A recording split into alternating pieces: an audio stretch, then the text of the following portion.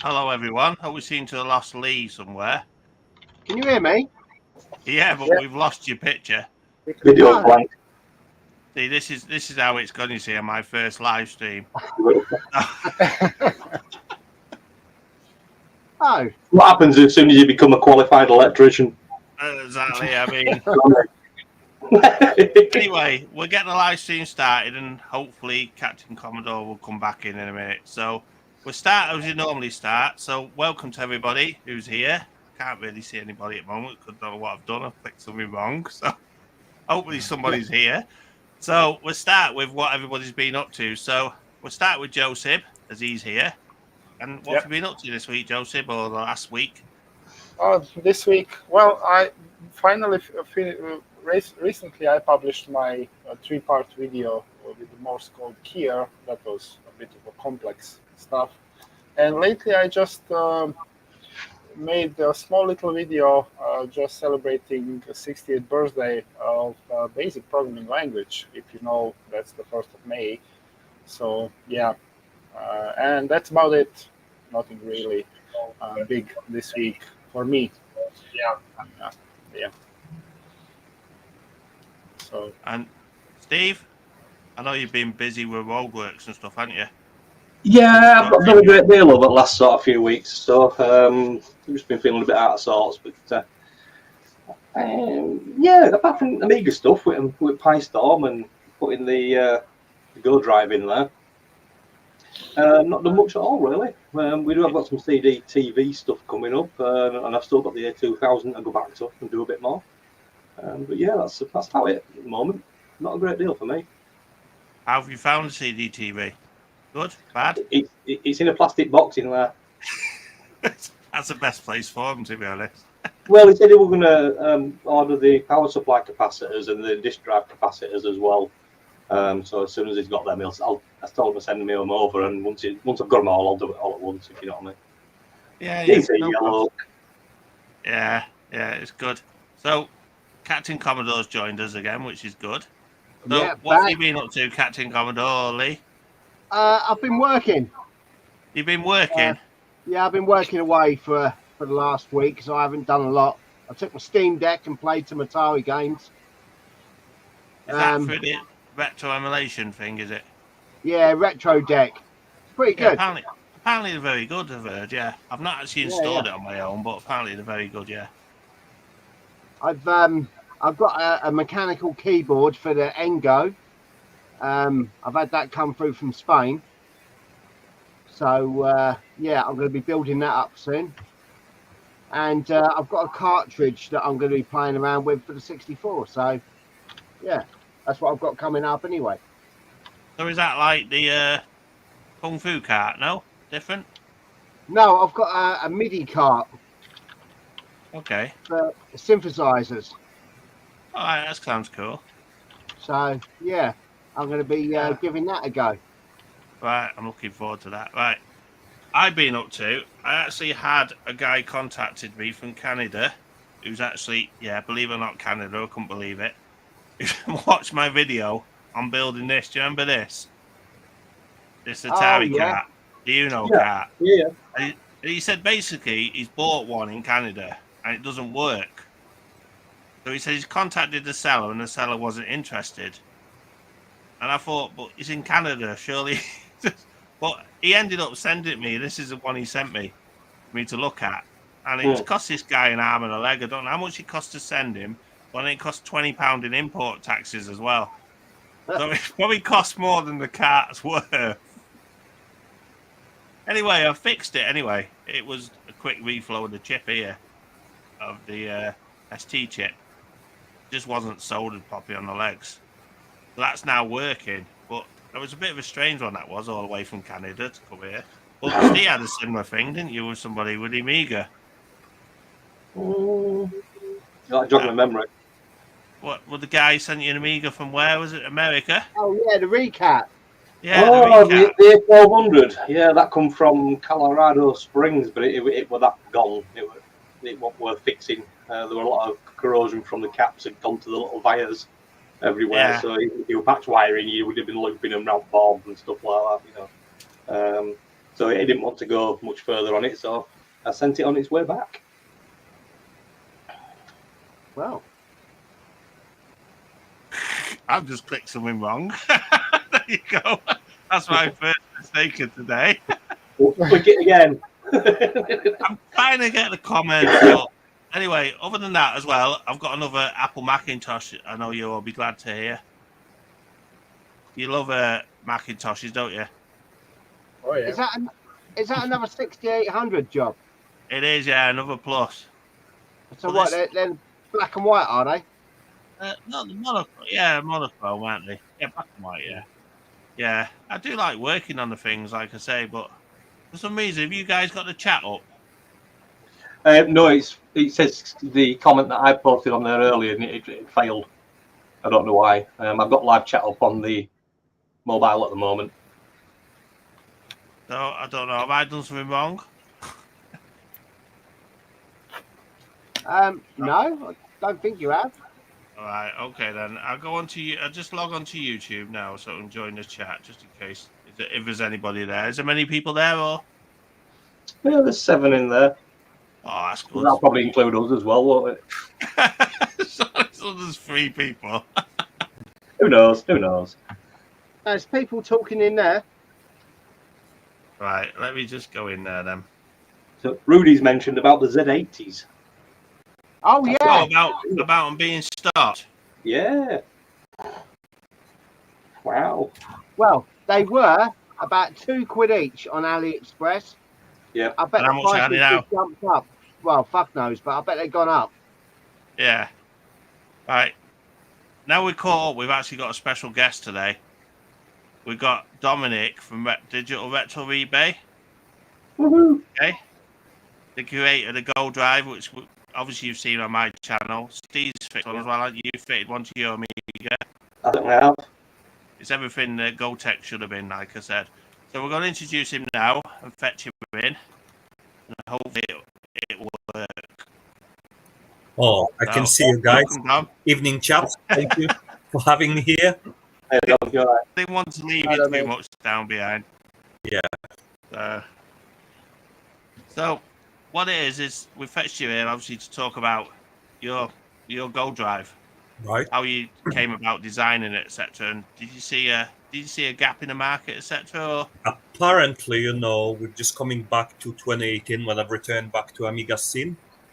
Obviously, I got myself 500 first, and as a person, love to think about it. I've started doing stuff. I've stripped it down, clean it first. First, I want some new solution to fit. Obviously to read it. Failed discs, and I come up with the idea to fit the. Obviously, I got myself a standard GoTech drive. And obviously fit it underneath the standard floppy drive 500. And I thought, right, when I've got that here, shall I keep the original floppy drive? And I've designed a little board which actually let me to switch between those two. And I would say that was predecessor of my Go drive. And because, as we know, and I hate doing that, which I did, hate hacking the case. And I've decided, right, I'm gonna try to redesign the GoTech, and then did it my way with a couple of add-ons, to it. First of all, standard GoTechs, they, as you probably know, a simple fitting like an OLED screen. You have to push the DuPont connectors through the vents. How many vents been broken? And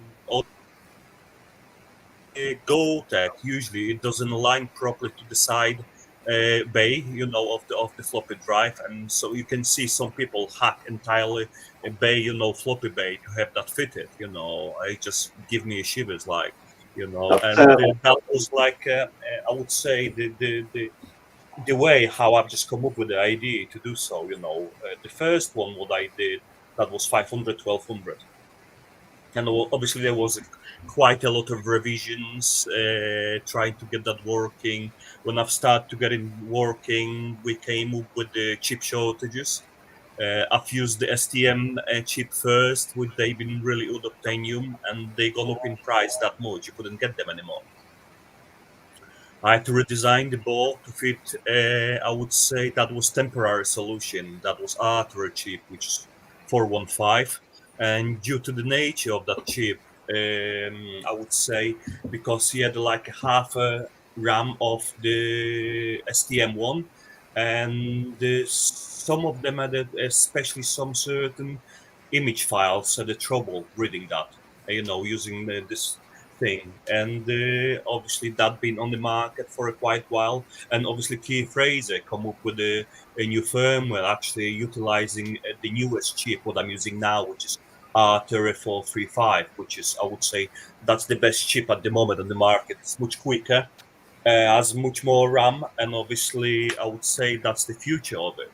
And obviously I have several revisions. The first, I would say, first drives went to the local communities, Yorkshire, all them lads, got the drive to get it tested. And obviously I've been really overwhelmed with the feedback. And I've decided last year at the Kickstart venue, go to like a larger public. And since then, believe me or not, I'm just sometimes can't cope with the orders because just people nagging me from all over the world. I'm sending that I've sent that to every single continent on the planet. Nice. Yeah. I mean, I can relate to that. I mean, we'll have all acted cases up from time to time to fit something in like that. I remember, Lee, you had an A1200 that you did similar, didn't you? You cut the end corner out of disk drive tray because of the stupid bloody Go tech front. Oops, there you go. Yeah. Side, and then every time you wanted to load it, you had to have a look, see which one you were on. Yeah. That's it. And also, another thing which I did really, I've tried to do a complete solution. When you buy this, obviously you don't need to buy external speaker, screen, or anything else. Everything's in there. And obviously it's really that simple solution to fit. It's literally, just open the case, 2-minute job to fit it, and job done. Yeah, That's I mean, I've just been leaning towards the people not very tech savvy, if you know what I mean. Yeah, it's really good. It's a smart install as well, I found. Yeah, you can't really break it, it's just literally, just fits there, put FFC ribbon cable through the case and job done. That's it. Yeah, Boom. It's bash bosh. Yeah. To be fair, it really is. It's absolutely amazing. I mean, when I got that one off you, and we found a fault, didn't we? One with LCD screen on one. But when you sent another one to install, I've just put that straight in, and it's so easy. Just straight on. That's what I told drivers. Trouble with the decent screen supply chain. I had to search for a different revision because the latest one what I received wasn't compatible. Yeah. Do you think there'd be room on that switch where you can switch between Go drive and the floppy drive? Do you think there could be a 3-way switch where you can switch it where it would turn the Go drive to the second drive? Oh, right. I've been asked that before, and from a designing point of view, if you want to have the additional drive, which works as a DF1, there is no way without soldering, because literally, on the internal floppy connector, there is not enough, I would say, signals to obviously to do this. Right. Okay. And the way is, or you're gonna fit that from the back of the Amiga inside of it, which is no go for myself. Or the only reason why I thought about it is for people that want to back up the floppies. Do you know what I mean? You could switch them both on. You could fire X copy straight up, and you could back it straight up from your floppy disk straight to your Go drive. If both were there, do you know what I mean? Yeah, but you can do it now. Yeah, it does work. It does work, using X copy. You can use easily, you can use it you can read it into memory, can't you, and then read it back to your other. That's it. That's it. Right. That's literally, you can do it. Where you can store your old floppy disk into the ADF file, like you can save a blank ADF file on your thumbstick, and obviously load this up on the X copy. Switch to the Go drive. Just store it. Or vice versa, you can store your ADF file into the physical disk. Yeah, fair enough. So you can switch between Go drive and floppy on the fly. Yeah, Yes. it's got a switch on the top. It's really good. Ah, And the install, you don't need any power because it takes the power off the floppy drive connector on the board. It just shoves on the board. Really good design, honestly. It's everything Yeah. that it should have been originally. I'll show Now, you. Steve, There you go, Lee. yeah, Unless he's getting one, look. So that's Right. your. Yeah, that's it. Yeah. And all you do is just plug it straight in on your IDE ports, and that's block over that one like that. that's so cool. That's literally, sits on the floppy drive connector inside and the power connector inside 1200. Oh, nice. And literally, you've got the pass-through for your floppy drive and pass-through for your power. Ribbon goes out here. Let me check. I ain't got any screen here. I can show you Steve probably has. I've got one. Show. Yeah, and you've got everything on top of your Amiga. Oh, so yeah. yeah, it's really good. And you've got a USB as well on the side, so you don't have to root around inside your disk drive. Yeah, that's just fly straight through the top case. Yeah, it's a ribbon. So you don't have to cut any case or anything. It's so easy to install. Now, I worked out why the comments ain't working. It's because it's set to private. Ah, I've just tried to set it to public, and it says you can't. You got to schedule it for the future. So what do I do? can't do what? You have Can't to do use anything. your comments. You'll have to use on YouTube on your phone. All right, okay. I can't see any comments on YouTube. I've just tried. Yeah, you can. They are on there, Neil. All right, I can see now. So, Dominic, with the Go Drive, Right? Kia Fraser, he had the where you could use a blue pill and use the screen as your display. Right. I haven't had this to, I've been asked about it, but obviously that's another thing which without soldering, you can't do it. Yeah. Because you need to feed the signal into the, RGB port. And without literally soldering, it's impossible. Yeah. I've been thinking about that to add that as an extra feature to do it, but I've tried to keep my as simple as possible for people which they obviously they can't or they don't like soldering inside. Exactly, because not everybody likes it, do they? With yours, Yeah. you just plug it in. I found it really easy to install. I was really impressed with it. I mean, when I first saw it at the Yorkshire Amiga group meeting, I thought that's really cool. Steve said to me, "Go have a look at that. It's really cool." Because he noticed it as well. It's just if you look at them and you go to see one, you'll think that is a great idea. Yeah, When you actually can. start to use one. I mean, I've got mine on the Amiga behind now, and it's changed my Amiga. Makes it a lot easier. I need one for the Game Boy. Can you do one for the Game Boy? You can put one of those rollers and front screen onto one of these as well if you wanted to. Yeah. But obviously, your Brucey bonus is you can keep your floppy drive in that one. Exactly. That's another And these are a lot more bulkier and stuff, take a lot more room inside there. Well, look at the one I did, which is basically like a Go Drive but with wires. It took me for ages and had a mess of wires inside and everything. And I had to cut big holes in the case to get it fit. Where the one there just fits in, and it's just spot on. It's brilliant. Same as his keyboard membranes as well. They're another good thing as well. I've fitted one of them now. But they're so much better because you can replace that cable goes, which you can't do on the original, can you? Yeah.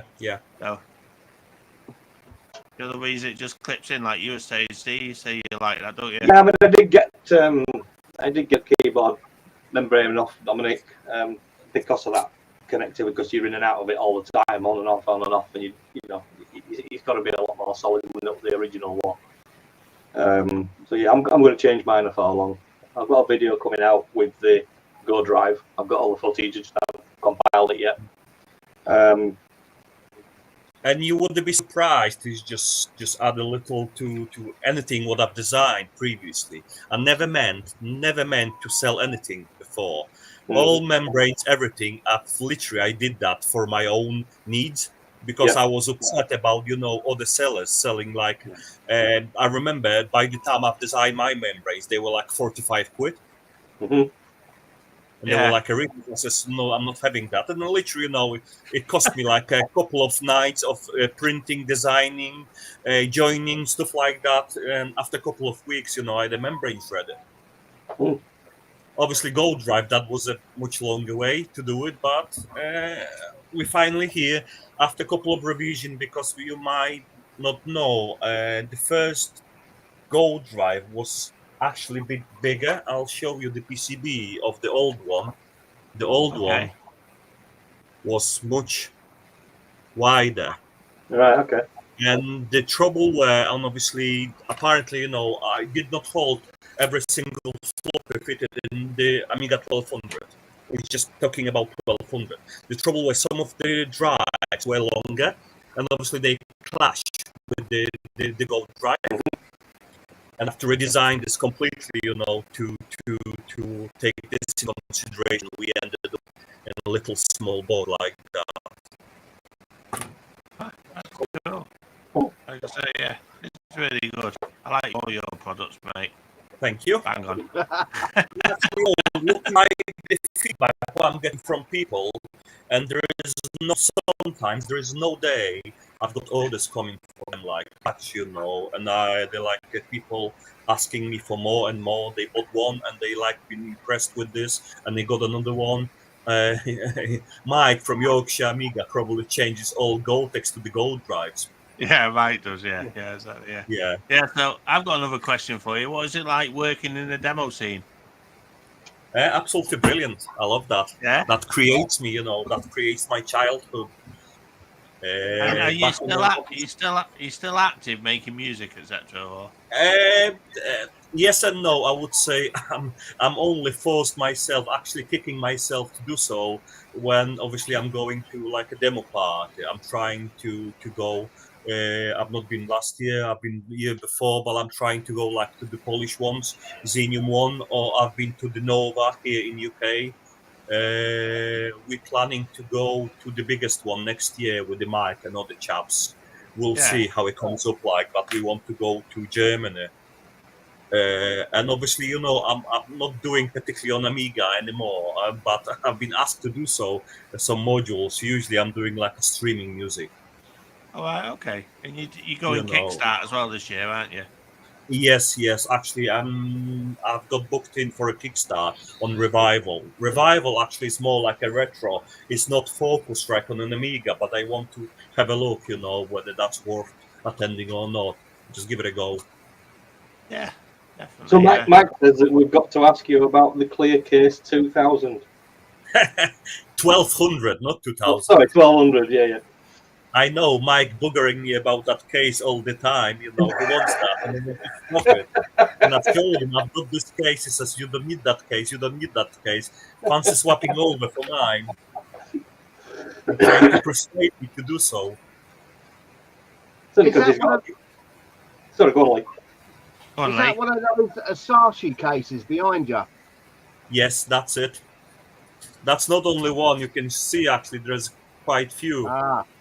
Oh yeah, he designed his wall mounts as well. He sells those wall mounts, so that he's just designed some for the CD32. Look, quite cool that is. Yeah, apparently, due to the space, and I've got like a spare bedroom, which is my office, but I'm working now. It's very tiny, and I'm little cramped with stuff.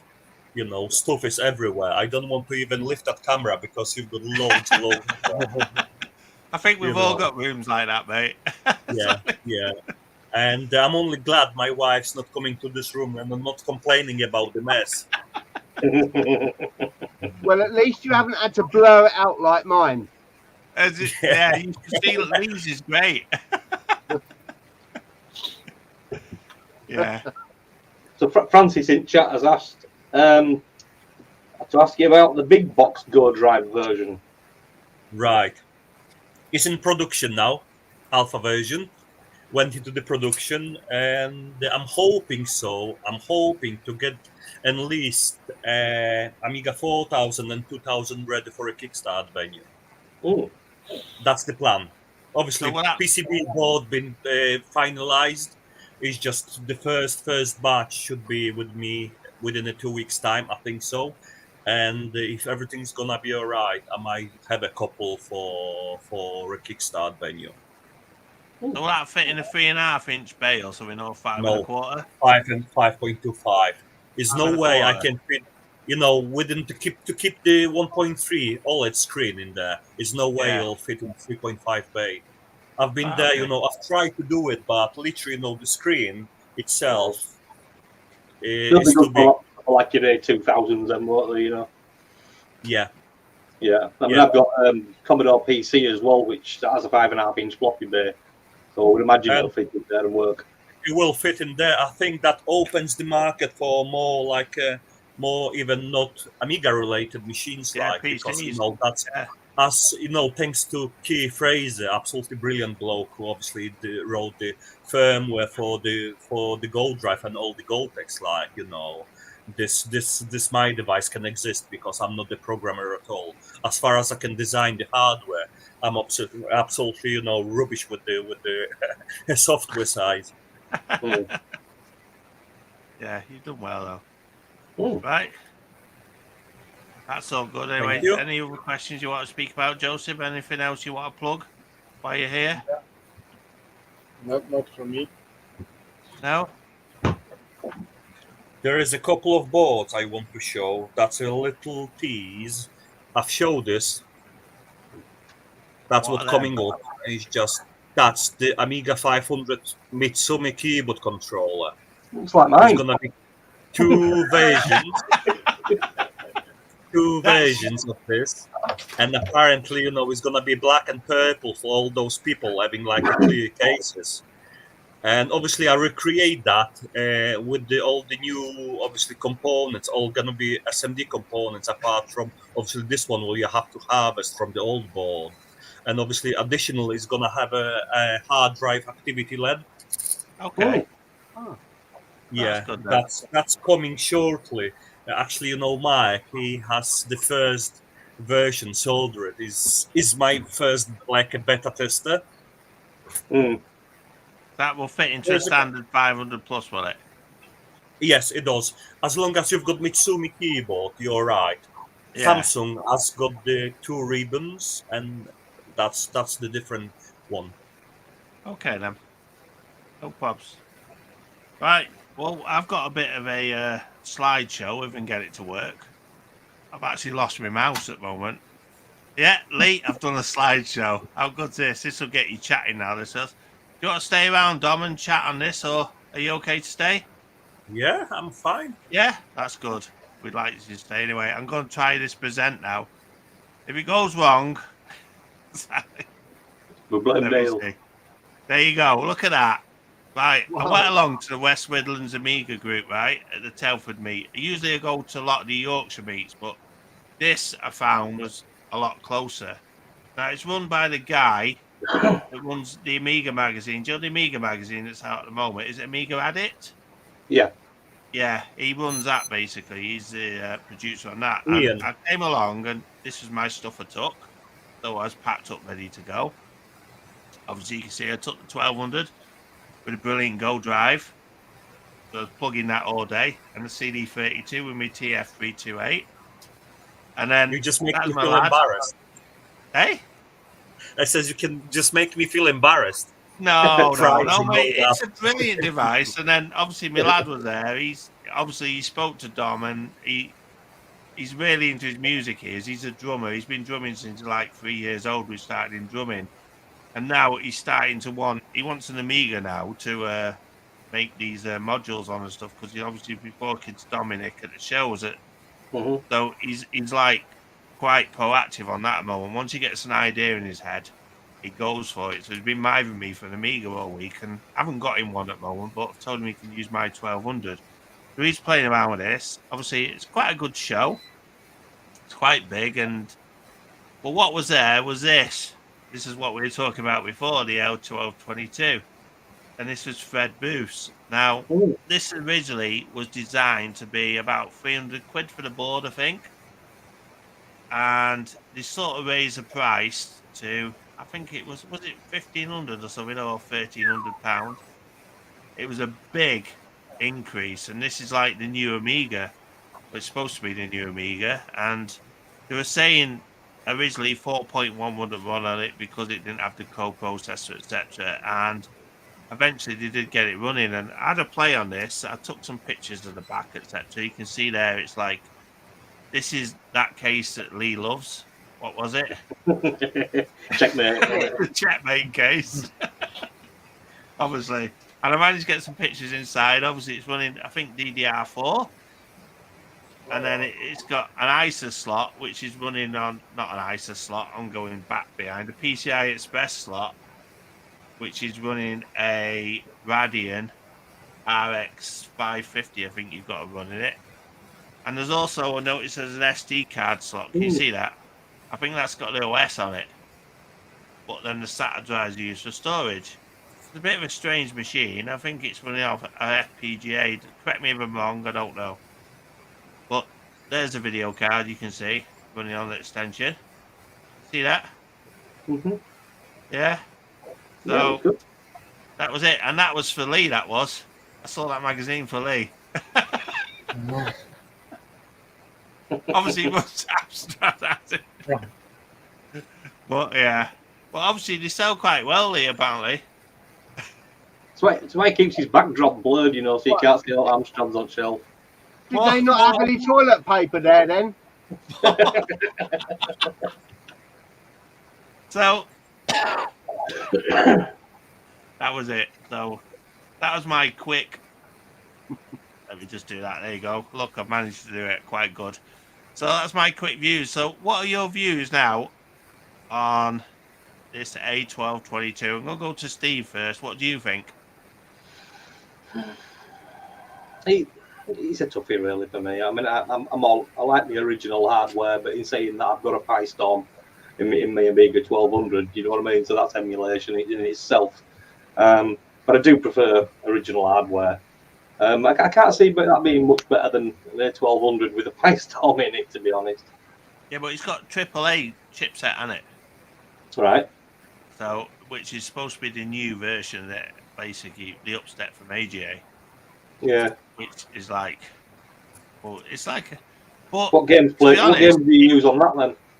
There is some games out for it, obviously, but obviously the OS is quite nice. 4.1 is quite nice to use, I found, but if you look at it, it's about as powerful as a Chromebook. So £1,000 for something as powerful as a Chromebook is a bit, you know what I mean? Yeah. That's all I'm saying. I mean, it's nice to keep Amiga alive, but if you want to keep it alive for people that support Amiga, keep the price down. I mean, £1,000, £1,200 is ridiculous. What do you think of them, the A500 Mini? I mean, they're bringing the Maxi out, aren't they? Yeah, I think they're a good idea.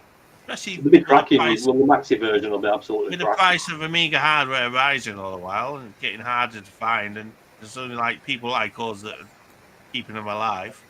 Do you think they'll do it in the 500 case, or do you think they'll just skip that and put a 1200 case instead? I think they'd be better going for a 600 case, personally.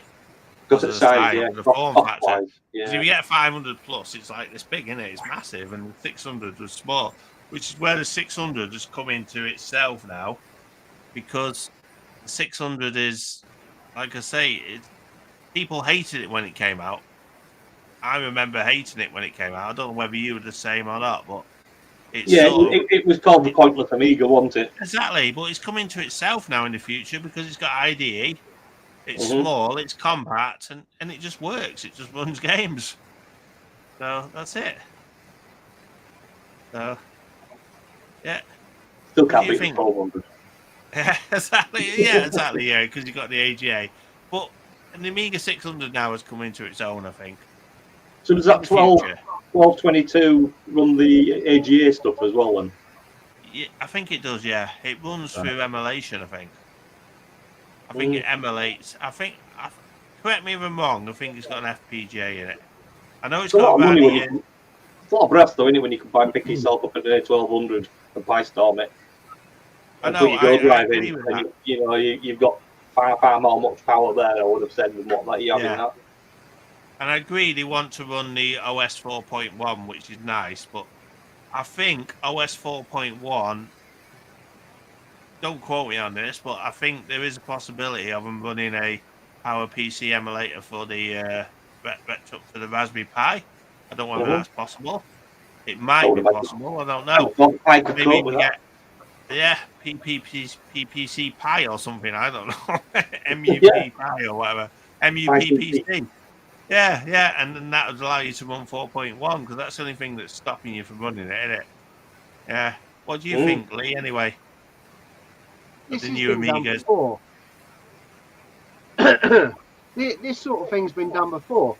We had boards before for Amigas, custom-made motherboards, and they've always had a high price tag and not really caught on. If this is a AAA board, realistically, what software are you going to have on it? You're going to have ports of PC games like, I don't know, Wipeout and, earlier 3D stuff. That's pretty much all you're going to see on it because it won't have a big enough take-up. Yeah. Well, Mike's just commented. He's saying it's basically a PC running Linux. Oh, there you go. I mean, what's the difference between that and getting a Raspberry Pi 5? It's because it's got an Amiga name on it, isn't it? That's what it is. Yeah, but they didn't. Not only that, but they stuck it in a shitty case as well. That's why I mentioned you before when it's a checkmate case because I know you've got you love passion for them. cases. Yeah. You've got a passion like you have for Amstrads. You know it. They're both shit. I think to be fair, I think you prefer an Amstrad than that case. That's pushing it a bit far. That is. I mean, good luck to whoever made it, but at that price point, you're only going to sell a limited number, realistically. That's what I was saying. I mean, if it'd been about like 200, 300 quid like it's originally intended, then maybe they got more people on board. Yeah. Because I might have tried one just to mess around with at that price. If it could have got it on if it could have got it on Klarna. I mean, how much for that checkmate case, Lee? Sorry? Fucking much. How much for them cases? I've no idea because that must have been a special one for that machine as well, surely. Those cases are 300 quid. Yeah. No. Crazy. That's a case. It's not the machine. Yeah. If you sold them other ones then at 300 quid, we'd have had some free cases. I mean, the other one is it the A5000 or something like that, which is about $3,000, I think. There's two machines. There's the A1222 and the A5000 series or something. This is just a crazy price. I don't understand because surely you can just put emulation straight on your PC and just be as fast as that. I don't think you can run the PowerPC emulation. I don't know. I think people have tried it with Macintoshes and got it running that way. Because there's some PowerPC Macintoshes, weren't there? The Mac Mini G4s, I think. Yeah. I don't know. I think that's what it is. X5000, Francis says. The problem you've got is if you've got FPGA, you could always use the core on something else that's got a big enough FPGA. Like I'm not. Don't quote me on the FPGA. I'm just guessing at that. But irrespective to that, because they've plugged in a graphic card, you're fucked both ways. Yeah. Because you're tied to having a physical graphic card as well. Maybe it isn't FPGA then. I don't know. Is that like generic graphic card, like plug and play? It's a Radeon. It's got to be a certain series. It's a Radeon. I did look this up. A Radeon RX 550. Because that's all it's got the drivers for, apparently.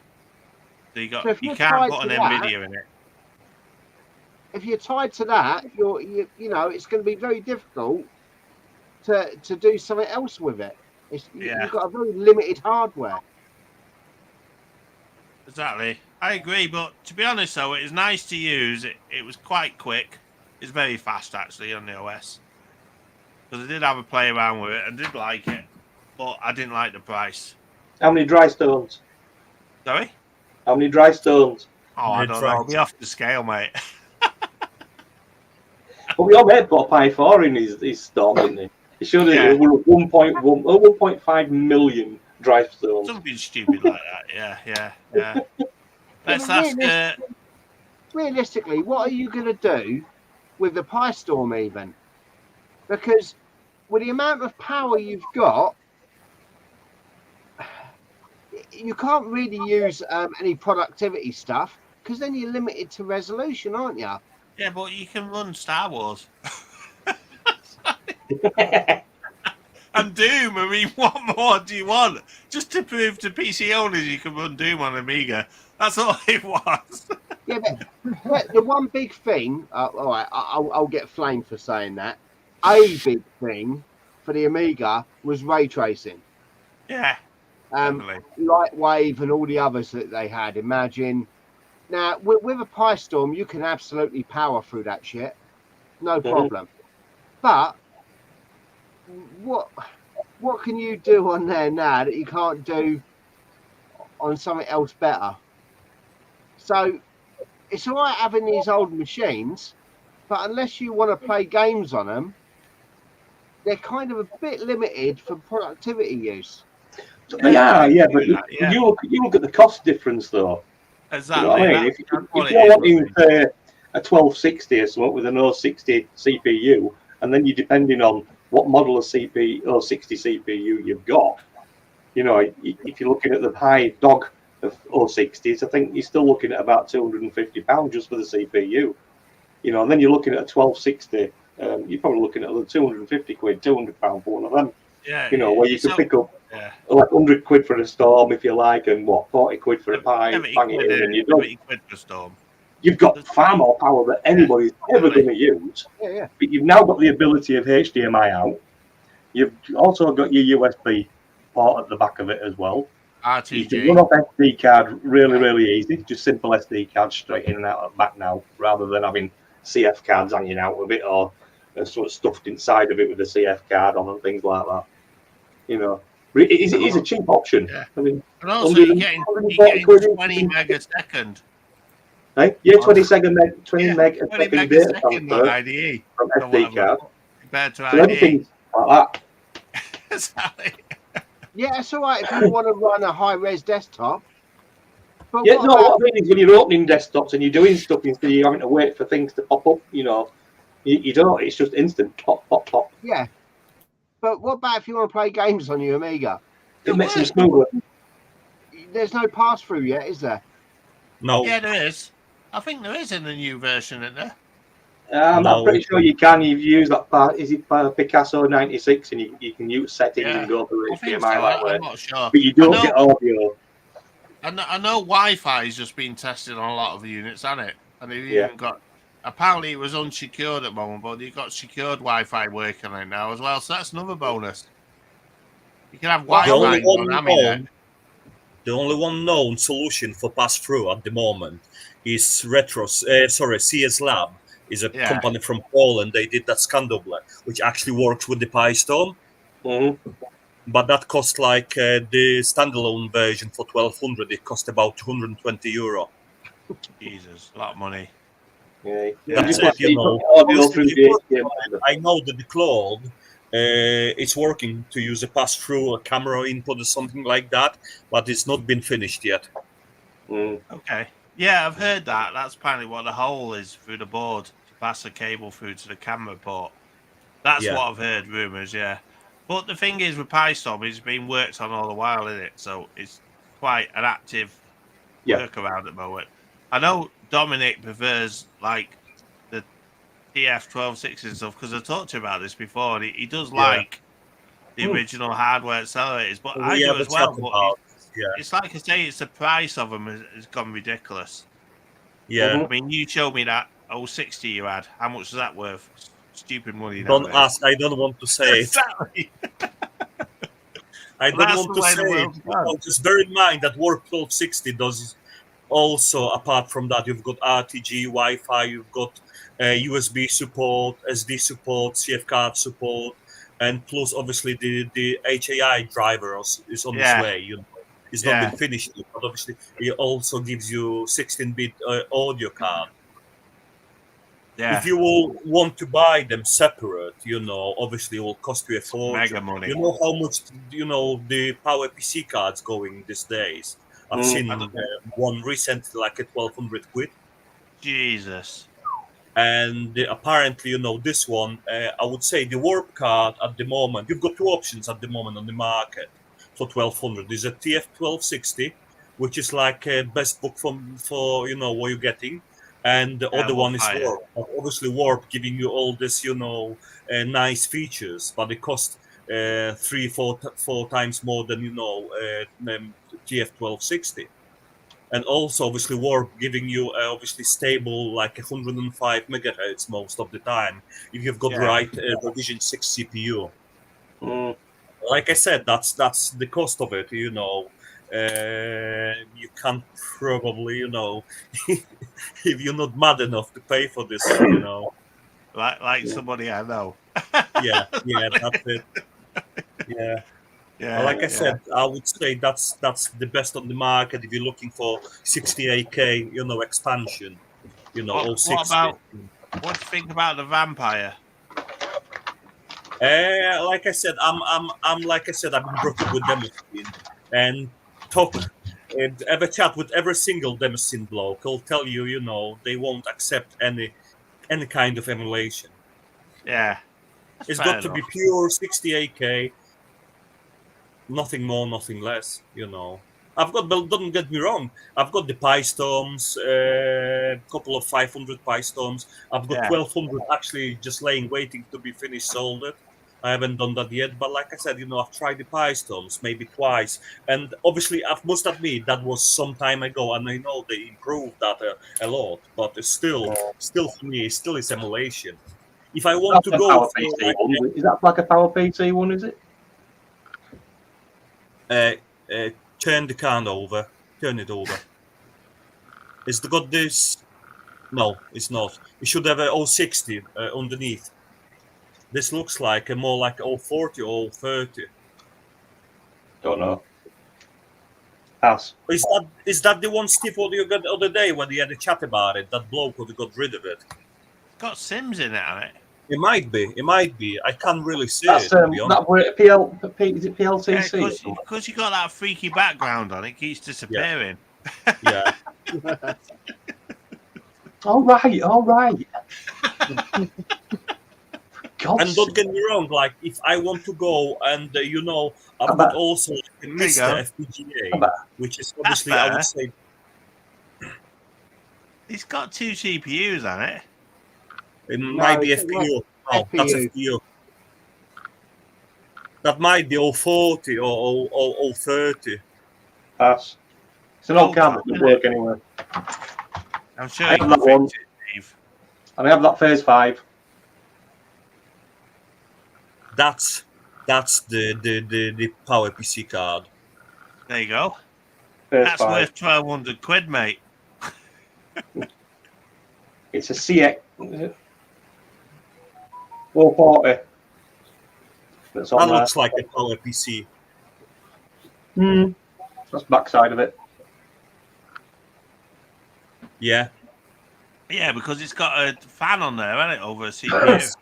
Yeah, it's got a SIM slot that way and a SIM slot that way as well with it. But they don't work. Neither of them work. So somebody's got the batteries. So change batteries first. It might bring it back to life. Yeah. No. And that's my last little baby that I have. Go on.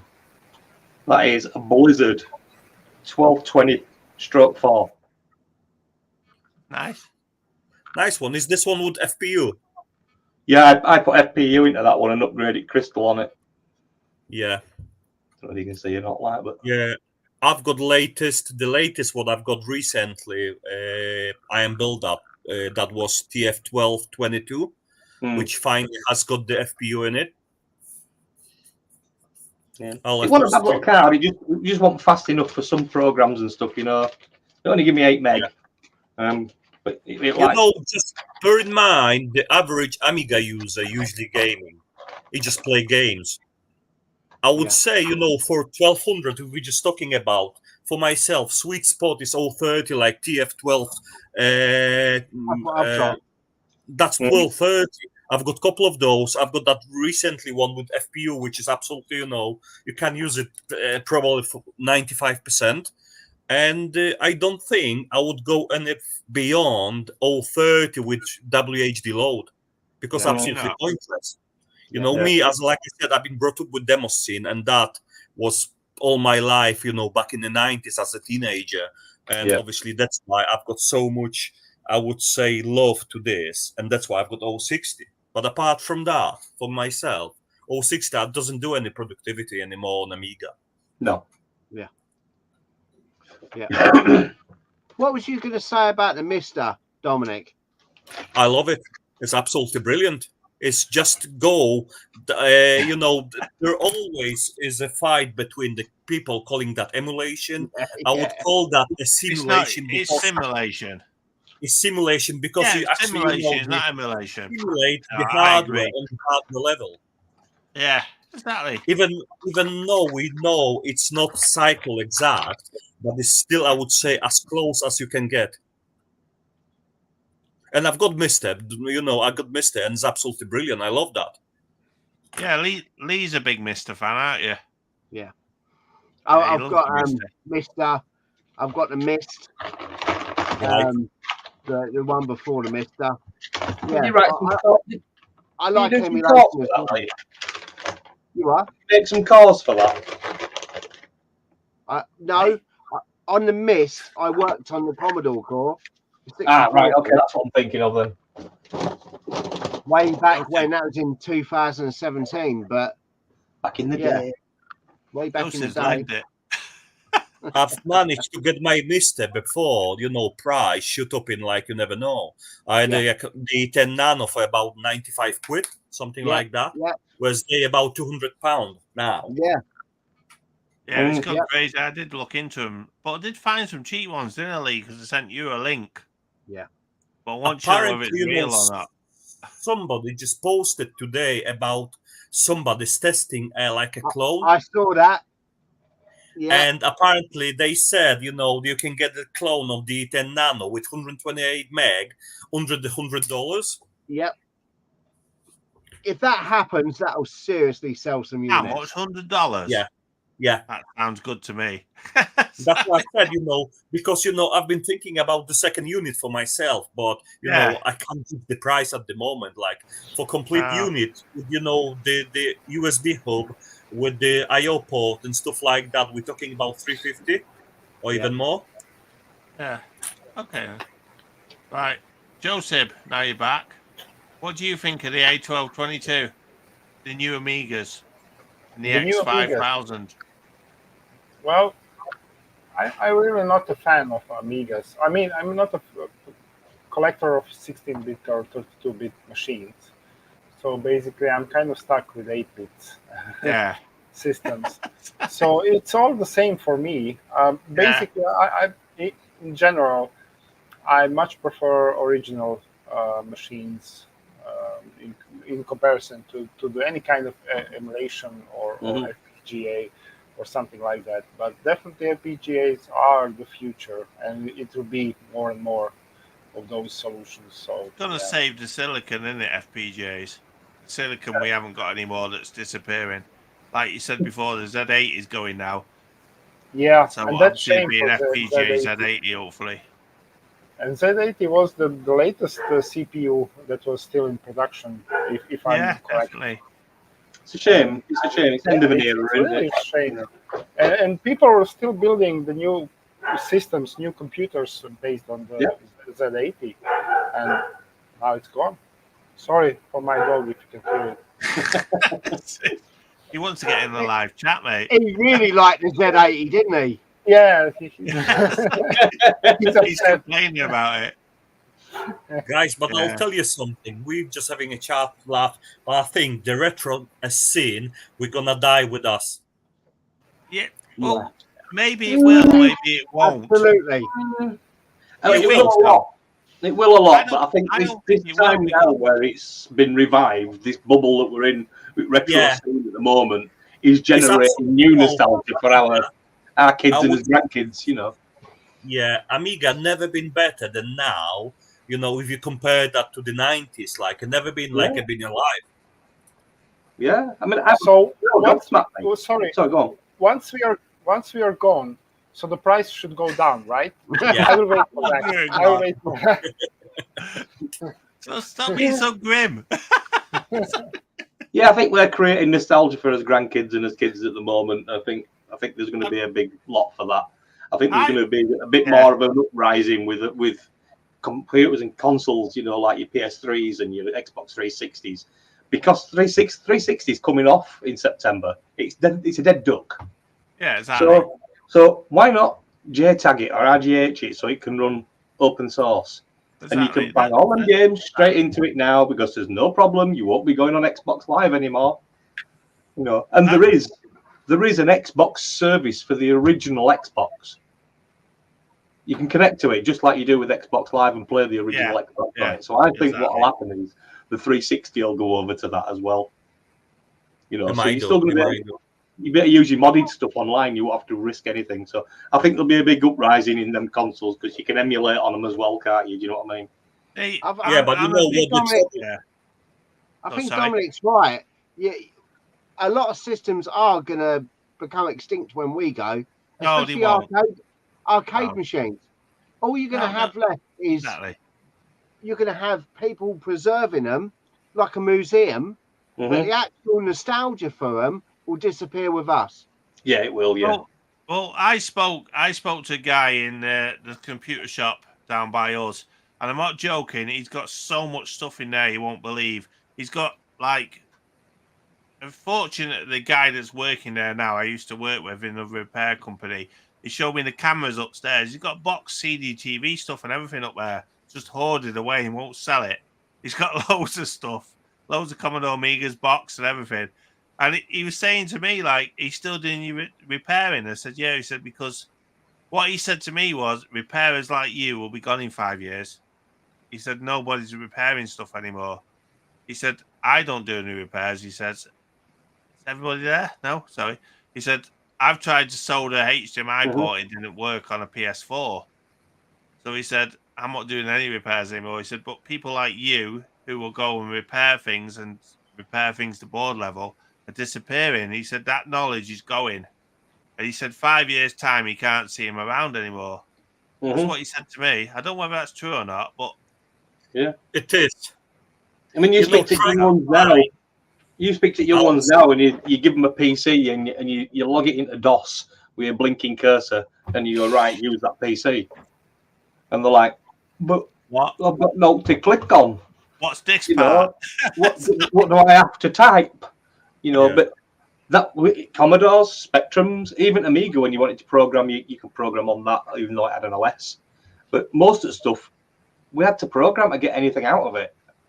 You had to input the commands, yeah. Obviously, Joseph will be best at that. And now we're running on top of things like we run with PCs, so we've got as Windows in it or Mac, whatever you're on. Yeah. And then you're running another OS emulator within that window, within that software. And a lot of the original bare bones stuff, that'll disappear as well.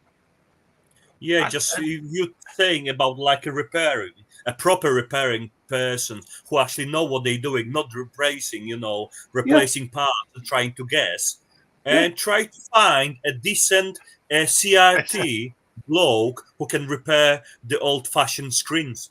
Well, try to find this. Yeah, you just made me remember something then. Like when I used to work at this insurance place before, I used to repair obviously laptops and stuff.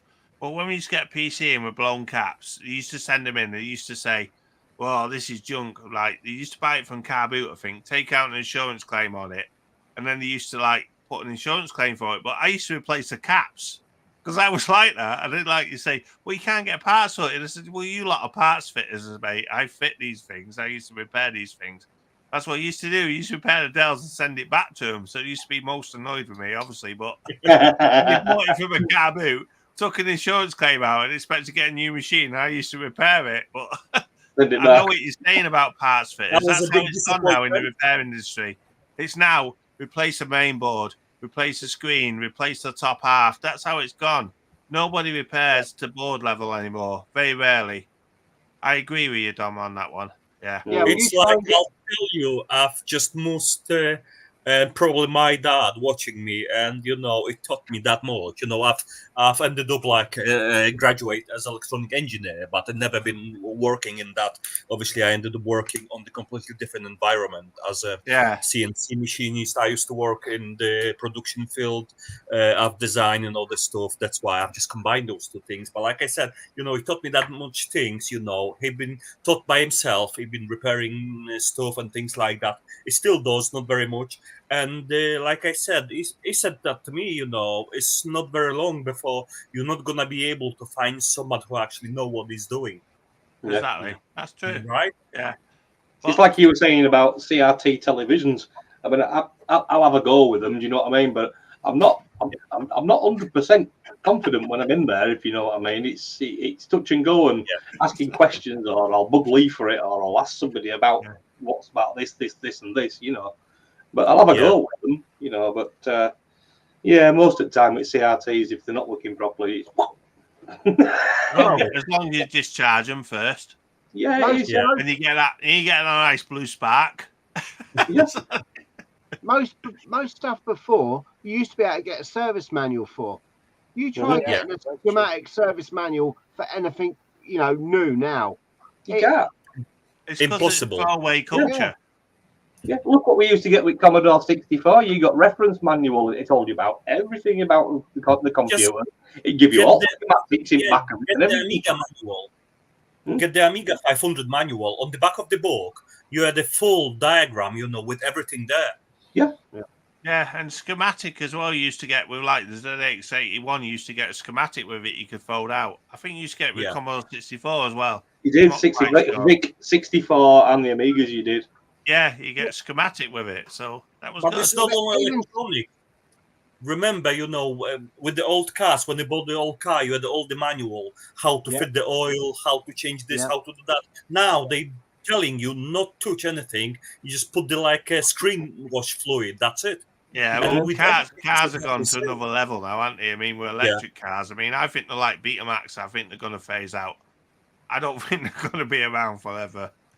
Yeah. No, I I think it's a electric fad. cars are bollocks. Yeah, exactly. That's what I mean. I think it's a fad because they're not Stepping going to last stone. long, are they? Stepping They're not going stone. to last as I long think. as a diesel. A diesel will do what, 200,000 miles or more, and just keep on plodding along. Whoa! There were a Even if- Tesla. There were a Tesla with 450,000 miles on its back. Oh, fuck off! What's it have like? What? Yeah, what, but one, how- mile, 1 mile of battery life? No, Yeah. it run just as well. He said it had about 70% battery life. It had been used as a Exactly, tractor. yeah. I can't see him lasting long, Steve. To be honest, Well, they're a stepping stone, aren't they? Like I said. I'm not gonna go for one. I can never see What? myself going for. I mean, I've got a petrol Mini, like you say. I love my Mini. That's it. I'm happy. If you I've don't buy been like a diesel man for some time, but due to like a drop in mileage, I've just come back to petrol. Yeah, I've got a diesel as well, which I use for going to Yorkshire Amiga meets because they're so far away. But yeah, you go and buy a TV now and then try and get a service manual for it. It's Yeah. impossible. also when as you well. Sorry, Go on. if you notice TVs, you've only got two boards in them now, a power board Yeah. and like a board, The driver board, yeah. like, a with the logic driver board. board with a display driver and a GPU or whatever. Your Yeah. logic Well, like- board has just got one big fucking chip that does nearly Yeah. all the functions. Exactly, that's got- it. Yeah, You got an inverter for the backlight, Yep. Yeah. the LED backlight, and that's about it. exactly. That's what I'm That's saying. They've gone. What more do thingy, you like, expect? Yeah. Like Yeah. Michael just commented as well, saying so many companies are preaching environmental, but most design things to be throwaway. Yeah. Yeah, That's that's what it. it is. Yeah. Yeah. So I agree with that. Most design changed, though, has it? design not to be repaired. Can't change much because even Commodores, when they were making 64s, they even said, even Bill Gates will tell you, he says, we only expected them chips to last probably 10, 15 years. Exactly. He's absolutely gobsmacked that most of these machines are still running on original hardware. Steve, do you mean Bill Hurd? Who did I say? Bill Gates? Yeah, Did after Bill Gates. Yeah, Bill heard. Sorry, Bill. Sorry, Bill, if you watch. Yeah, so But yeah, Francis but just it- commented as well that it's now cheaper to get a new TV than a repairman out, which is true as well. Because when I've done repairs now, people don't want to pay the price for your time. I don't know whether you lot have noticed that. Yeah, That's in trouble. It's gone to the point where Yeah. you've got that knowledge in your head, you've got that, like, you know how to repair something, and people don't want to pay it. Nope. That's what they want to pay peanuts.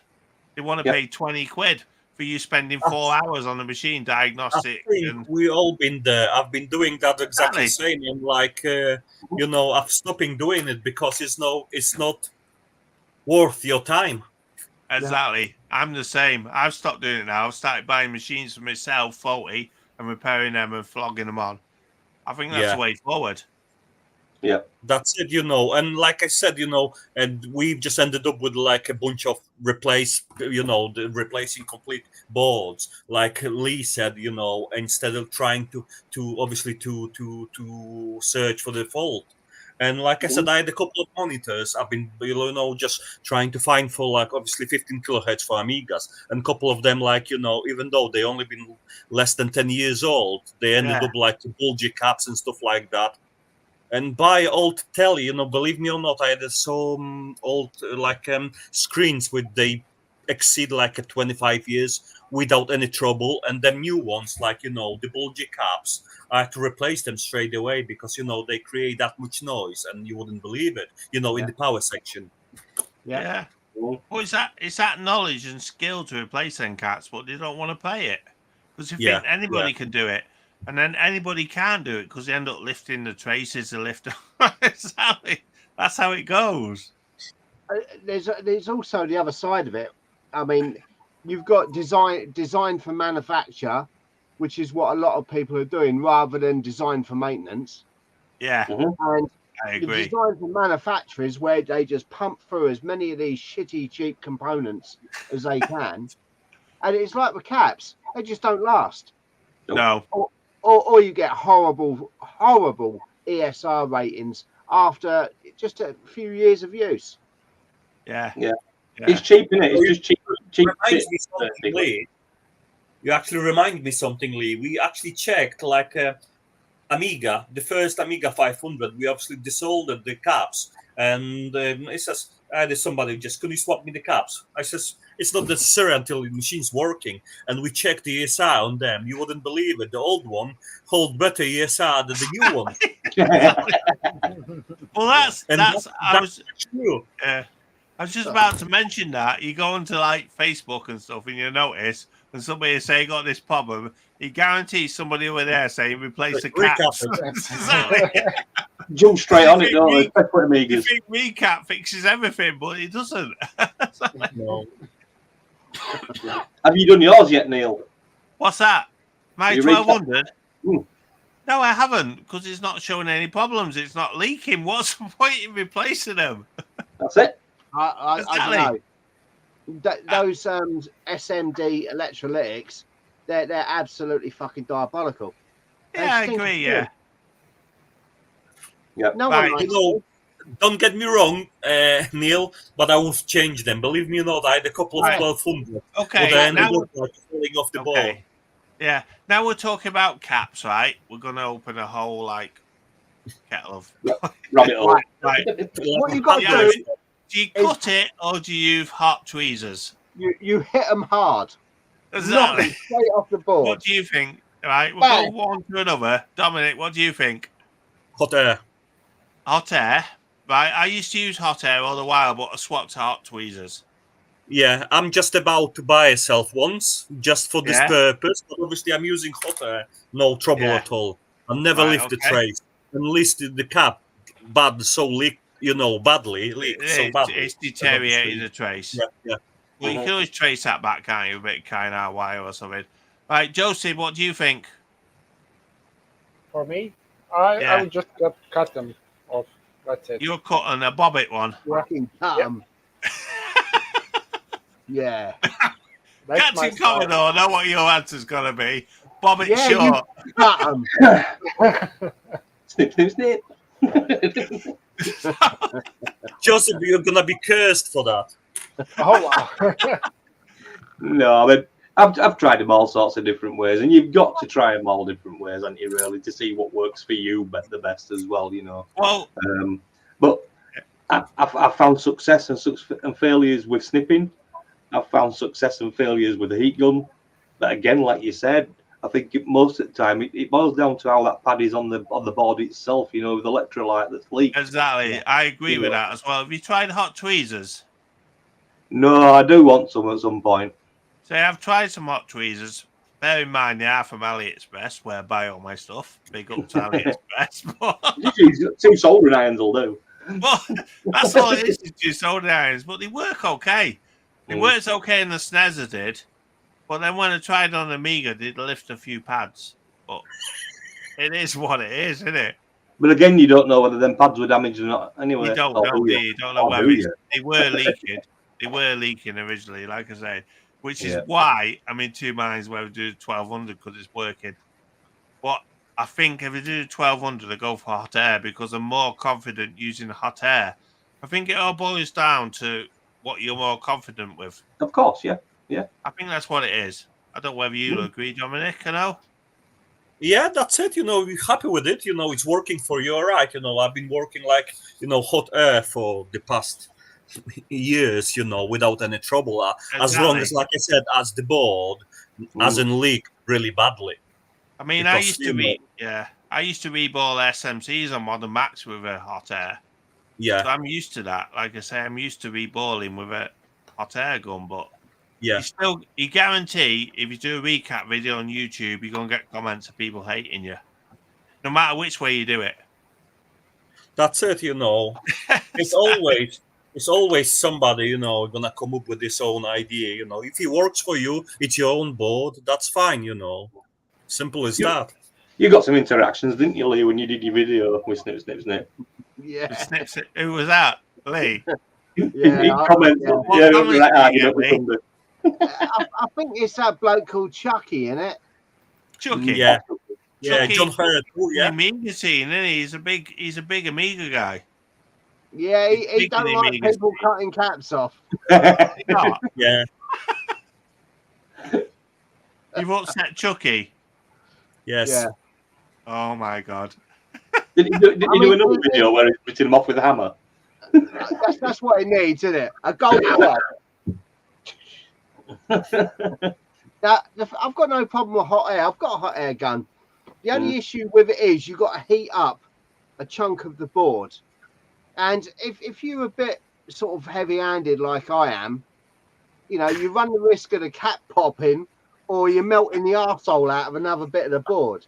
I tell you what, Right. Let me tell you something. Let me say, you know what? Something called a captain tape. Yeah, I've got that. Yeah. That is rated to so many degrees. It's rated to really high degrees. You know, some people. I'll tell you the best example of it. You know, 1200 board. You've got keyboard connector and the audio, you know, out, and you've got them cut. I never removed any of those, and I removed doesn't knows how many caps removed without any trouble. Nothing, and I haven't melted any single part. Ollie has just commented. But obviously, bear in mind, don't buy a captain tape from AliExpress. Ollie has just commented on the comment saying it depends on how ancient a board can handle. Surprisingly, the traders seem to handle the twist method quite well. Yeah, Adrian Black were doing a video about this, and what he said is you get under the grips on them and push down as hard as you can and just twist. This is it. They come off every time for him. What do you think? I did that video way back where I was using angle grinders and cutters and stuff removing caps. I think all is down to, believe me or not, all is down because we're dealing with like a 30-plus-year-old equipment, boards. It's like you're just taking a chance. It's a lot of it. And believe me or not, and you know, most of the time, you know, if the boards were all right, it's younger, it's probably you can cook them caps without no problem. But if we just dealing like Amiga boards has got some years behind, and obviously it's just I would say you're using the safest, or you're trying to use the safest one where you think so. You obviously just cutting and twisting them, just creating too much force to the board and pads. Hot air, obviously, if you're not careful, obviously can deteriorate the pads as well. And you can also cause the delamination, can't you, on the board? That's what I'm saying. It's down to own preferences, but you're trying to. That's it. Yeah. It's balance. That's it. That's what Steve's showing now. Just the balance. It's whatever works best. You've got to think, haven't you? If you've got an old pagged board, you're not going to do twist off. If you've got a beautiful looking board, you might think, okay, this board's mint. I don't really want to twist them. But you know that board will be stronger than what that one will be. That's what I'm saying. All is down. If caps leaked, each one it creates, like I would say, the certain degree of like a risk that obviously you can damage the pad. One more, one less, but each one is like you have to be really careful. Yeah, you know. And they stink. And they stink of fish. Yeah, they do. No, the worst ones stinking of fish are Game Boys. They are terrible, honestly. Believe me or not, the worst one that I had from Mike, CD32, it was absolutely nightmare. The smell was that bad. I have to open window, come full. No, have you done the Game Boy? No. Well, that's try a Game Boy, mate. Honestly, they're the worst. I've done a lot of consoles in the past and stuff. Game Boys are the worst. CD32s came out of the factory with caps the wrong way for a start, didn't they? It was a Friday job. They thought, let's go home, let's go to the pub. Yeah. Let's mark positive and negative, wrong way around. Yeah, most of the caps bulging. Yeah, exactly, on the power rail. Right, I've had another comment saying you do realise that while Captain Tape hinders the airflow, it conducts heats really well, which it does. Mm-hmm. It's really good, Captain Capers. I've used it a lot. Yeah. Like I said, I'm doing that successfully for 1200 boards with some people. They're removing, audio jacks and stuff like that, removing a keyboard connector. I never did that. Never melt a single one. No trouble at all. I've used it on obviously when I used to work with Macintosh repairs back in the day. Well, I would say when you 4 years ago, start doing this regularly, you're just getting probably better equipment to do so. If it's like a one day stand job, you're doing that. Yeah. Obviously, you're just taking a chance. But when you're doing you're doing more than one board. It's like obviously you're just getting better equipment. Simple as that. Yeah, Yeah, that's it. It's like YouTube. I've upgraded my equipment so much now compared to when I started. I mean, I started on a kitchen table and the tailboard the videos are. That's it. Well, you're doing really well, Neil. After your videos, you bump up with everything, to be honest. There is no day I've got the messaging saying about I want this, I want that. Yeah. That's good, then. Started on kitchen table and won't put his face on screen. Exactly. It was Steve that told me go online because I wouldn't go online. I was just my hands like this. That's all it was. Yeah. It's a learning process. Like I say, I've learned a lot since going on YouTube. And first, I wouldn't go online. I wouldn't show my face. And my camera was on I used a video, the mobile on a wire thing it was. It was wobbling all over the place. Obviously, Lee knows the same. Probably happened to him, did it? Yeah, exactly. As you progress, you get better equipment. Yeah. You just learn not to mount them off stuff, like desk clamps and stuff like that, because you hang it down like that and it echoes through all system. You learn. Exactly. If you look at my shadow now, the way this has evolved, this is all because of YouTube. Originally, it was just a shed. Now it's insulated, it's boarded, and it's painted, and it's pictures on the wall. That's it. That looks brilliant. Yeah, so that's how it goes. Joseph, you put some stuff up and all, haven't you? You think you'll put a lot of sound editing up there, aren't you, in the background? Yeah, I'm just loaded with equipment. I'm not trying to decorate my working room to look nice, just to look crowded. That's my goal. Yeah. Yeah. I've seen the eggshell things on the wall. Yeah, I've noticed them there before. is lots of stuff here. Yeah, you got the Amiga as well. The Acorn No, Electron. that's Electron. No, and Commerce. Rocking That's the Acorn. Electron. Acorn. Yeah, rocking the British computer. You know, I'll tell you some of the fun story about it. I never heard about before I came to UK. I never heard about this computer. Yeah. Yeah. Well, the Acorn, you'd never heard of it? What about No, the BBC? before, never. Never. BBC, no? No, I'm not saying, you know, before I came to UK, I never known about the BBC, so like Acorn computers. Right, okay. That's strange Well, because I thought it would have been. What happened was they designed the BBC in 3 days from hardware, Yeah, hardware compete. prototype. Yeah, to compete against Sinclair, wasn't it? Government then- wanted to get them in schools, and then there were a grant out, and they put tender out. So Yeah. there were BBC, Spectrum, and Commodore in the run for it for the schools. And like I say, it took them 3 days to make that Acorn If- BBC. If you get a chance, Dominic, watch a film called Microman. Yeah. Right. absolutely great. That shows the stories about it, and it's really cool because you had like Spectrum. He thought he had it in the bag, didn't he? He Yeah. actually designed a Spectrum as ZX81 with BBC logo on it, and obviously he didn't Right. get it because these guys. Well, it wasn't working till the last minute. They bodged it to get it working, didn't they? Which is really With, cool I as think well. with most of the computers been like that. When they ended up in the shows, like, you know, or they Yeah, hide they did. something behind the scene or stuff like that just to show to the people that they've got something's working, but they've never been working correctly. You know. I mean, like, even Amiga, they didn't have the bouncing ball until a couple of nights before the show, didn't they? Exactly. Yeah, yeah. That's what it is. Yeah, that's what's cool about the people in them days. Who sort of like pushed themselves to the limit, to the last Yeah. minute, to get something out and done. That was But the it. problem with the BBC was it was so expensive to make. Exactly. They couldn't really get a mainstream sort of In the purchase home. on it.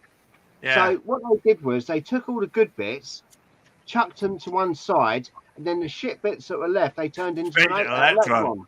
Yeah. exactly. It's I a love cut that. down BBC. It is absolutely crippled to shit. Yes, It, it it is. really is. Yeah, but when you went to school, all you had was BBCs. You had loads Yeah. of BBCs in school. No, When I we're went talking through about school, Electron. all I had was BBCs. But But, like to but, get the one, but the Electron was a crippled BBC. and Yeah, it was exactly. crippled to the point where it was only just about usable. you Yeah, had well, your plus one I still like expansion it. and stuff, didn't you? Yeah, like the BBCs were about £700-800, weren't they, back then? Yeah, and where they your were Commodore serious 64 money, were 300 honestly. quid and stuff like that, you know. But Exactly. they were a powerful machine, was the BBC. I mean, we got teletext from it at the end of the day, didn't we? Right. Yeah, Nice one. Do you remember Yeah. teletext? I do. Yeah. I do. Yeah. It's been used very commonly in Poland. Yep, that's all your BBC micro stuff. Stuff obviously on servers like, but I think I'm right in saying that the Electron was the only 8-bit micro that ended up with a 4-bit bus. Honestly. What Yeah. about what did the Could plus be. expansions add? I know you had ROMs, etc. Sorry? You remember the plus expansions you could plug on the back? Yeah, Plus I one, think plus two. I think that was for connectivity. Like ROMs and stuff. Yeah, well, it's for cartridges Yeah. and to give you extra connectivity to other stuff because Oh, the okay. BBC had a load of ports built in, whereas Yeah, the I had Electron that, didn't. what was it called? The tube. Tube. There's another Which is processor. famous. processor. Yeah. Yeah. Well, that's some good stuff with Beams. Steve just disappeared. Did you see that? There Got he stuff is. like that, look. What's that? That's an add-on board for BBC, so you can put more Yeah. ROMs in That is crazy. it. Well, So that'd come off. You'd have a lead that'd come off it. And, I've Used to got a get, like, cartridge that does that. Word processor. yeah, you had a lead that come Yeah, off and went into the ROM. ROM port, and then that piggybacked it all up for a lot more ROMs. That's cool. They only kept it so I could steal He's ROMs off it. looking what he's got. Yeah, I've got a plug-in cartridge that does a similar sort of thing. Yeah. Yeah. Just a bank of ROMs. Yeah. Right. I think it's getting near 9 o'clock. We've got 5 more minutes. Bloody Anything hell. else? Anybody else want to chat about anything or any questions in the chat before we go? Don't think so. Doomsday and yes, BBC Laserdisc. Yeah, do you remember that Laserdisc edition on Yeah. BBC? The Doomsday. Yeah. Yeah. Apparently, That- there's only a few surviving in, and they're trying to back it up onto the net. Last I Right, heard. okay. Mm. So They everybody also, can. I believe the BBC had an add-on board as well for more colours, better graphics. Well, I've got that 68000 add-on board for the BBC. That's still Yeah, not yeah. fixed. I'm still not plugged in. I've got a BBC Master, and I've got a Raspberry Pi board for it, and you Yeah. plug that fucker in the tube, and you can tell it to be all different add-on boards. Yeah. It's nuts. Oh, wow. I'd love a BBC Master. It's pretty cool. Yeah. It is amazing, though, isn't it, that here we are, like 40 years down the line, and there's still all these products coming out for these computers and stuff. I mean, I came back to the scene probably early 2000 or Yeah. late 2000, should I say? And it were, I'm gobsmacked. I'm gobsmacked. There's still that many people out there that's using these machines, and it just seems to be getting bigger and bigger and bigger and bigger. To be fair, That's Do you know what what's I'm gobsmacked thinking me? about before. Sorry? Go on. go on, mate. What's gobsmacked me is the amount of new software coming out for the 64 and Amiga. Yeah, exactly. Yeah, new Oh, yeah. games all the And while. new games, definitely. Yeah, It's phenomenal. yeah. There's loads coming out. You go on places like Indie Retro News, and there's just new games coming out every other day. Yep. Exactly. Well, so the two come out, and there's one called Hargon or something like that, and the other one were Good Night. They're done by Cytronics. They're just two new ones that's coming out. I know Mission Impossible 3's coming soon. Yeah, definitely. Yeah, you've been I'm following looking that. forward to haven't that. Definitely going to buy that. you? Yeah. I know people have been porting arcade games to the Amiga as well. Mm-hmm. I think Phoenix came out this week. A good old game of that. I love Phoenix in arcades. Yeah, absolutely. Can't remember Phoenix. You can't what? You used to come down with that bird Honestly. shape, come down in the intimate middle, Do and you you got remember that it, down. Dominic? What? Phoenix. No. There you go. See? Trying to get laid. No.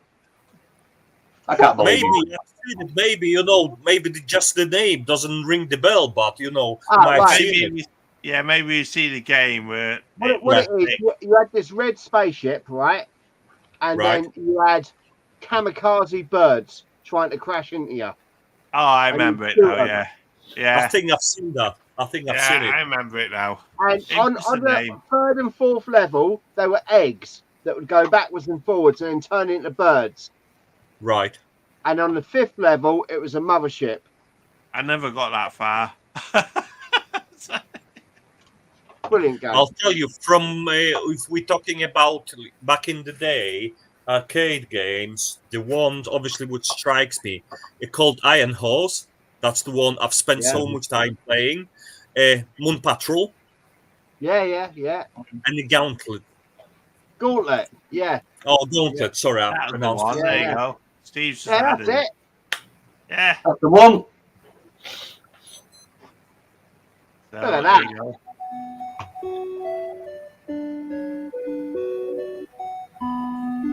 Look at that. Yeah, I remember it now. Yeah, I remember it now. Yeah. Just Awesome game. It's good. I would say it's some like a Space Invaders or Galaga. Yeah, Yeah, Galaxian yeah. clone or something like that. Yeah. Yeah, Galaxian clone. But I think that's just been released for the Amiga this week. Has it? Oh, An AGA version. No, just an arcade port. All right, okay, ECS. That's cool. cool. Surely we could handle that. People have been porting arcade games to the Amiga. Yeah. Amazing. Like I say, I played I used to like a game on the C64, Bruce Lee. Yeah. and I think they've done a clone of that. I think it's called Exploding Fist. Correct me if I'm wrong. No, I think it's Fist of Fury or something like that. They There you call go. that. That's why I said correct me if I'm wrong, but that's a Yeah, good game. But it's jolly hard on the Amiga, and also they've done an AJ version of Rick Dangerous. Remember Yeah, Rick This Dangerous? one's really great, though. Yeah, I did an AJ version of that called Rick Dangerous Enhanced. I think they They should might- do Legit of Suit Larry enhanced. Yeah, did a Rick Dangerous Enhanced as well, which is really cool. Leisure Suit Larry Enhanced. Oh, yeah. You know, there's another Larry. Bruce Lee. Hmm? They made a second one. What's that? Bruce Lee. Yeah, there were Bruce Lee 1, Bruce Lee 2, They did and there two. was I've Fist of only ever Fury played as the well. first one. They Well, you made had a to second collect- one you on, had to, on the. you had to jump and collect the little lamps. Yeah. They Yeah. made a second one. There's Bruce Lee 1, Bruce Lee 2, and the Fist of Fury is like a revamped Bruce Lee 1. Yeah, but that's too hard. It's ridiculously hard.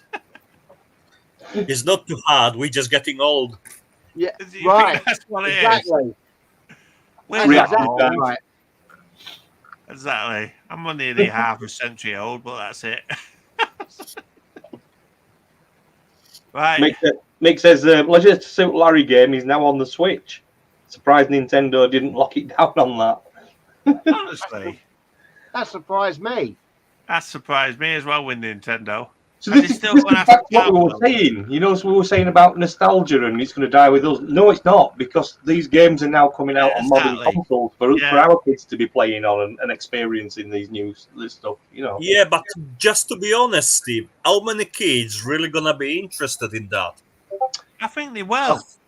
Well- And honestly, my lad, right, he's 18 now, going on 19, and he plays this game called Kingdom. It's like an 8-bit Right. game. Have you seen it? Yeah. I'm not sure. No, Steve might ever get it up. I don't know, but it's called Kingdom. It's like it's a sideward scrolling 8-bit game, Mm. and obviously, since speaking to you, he's more interested in the Amiga as well. So it just takes. Yeah. And I you've mean, I've got got you've I have got 3 grandkids. I have 2 boys and a lass. Lass comes straight on arcade machine that I have stood up. exactly. Well, I've Yeah. come in and go, can I play Ghostbusters on C64? I have 2 step grandsons as well. So they come straight in. They want straight onto arcade machine, onto machine straight away, instantly. They're not interested in PlayStation. Maybe and it's just stuff like, like you know, I've not really, good experience with that. My lad is nearly 24. He's not really bothered about retro or any old stuff like that, you know. But I think there's always Well- like there's that new girl from Birmingham. What was her name? Steve, you said she's been in the repair scene for a while. She's only young. Oh. She's 22. Is it Kerry? Yeah. Kerry, What's her something name? like that. Kerry. Yeah, Kerry. She's massive on YouTube now, and she's just doing retro repairs. Yeah, Right. she's like in the backdrop. She 22. did do a lot of venues and stuff like that. Yeah, So she's she's 22. been in and around the scene for quite a while. It does help that she's got like a thumbnail with a Hooters top on and stuff, but I think that's all it is. I tried it didn't work. But yeah, well, that's what it is. There is younger people getting into the retro scene, and there is Yeah. younger people doing YouTube channels on the retro scene. Because all the comments are, I mean, I know why they're there, obviously, but main the comments are, it's so good to see a young person doing this rather than some older guy. Basically, that's what it is. Yeah. Yeah. I mean, that's our competition now. We have to compete against young people. But people are interested in the retro scene.